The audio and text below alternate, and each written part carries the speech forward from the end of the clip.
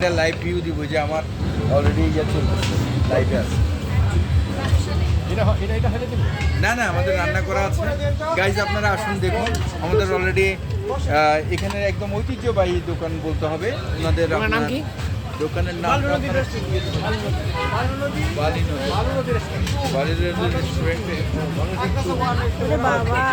এই দেখো দেখো, দেশি অরিজিনাল হাঁস, খুব সুন্দর ন্যাচারাল কালার বলা চলে, একদম মনে হচ্ছে যে গ্রামের রান্না।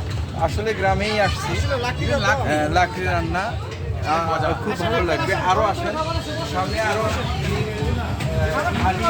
মাংস আছে, আপনার গরুর যে মাংস ভুনা সেটাও মাসাল্লাহ সুন্দর।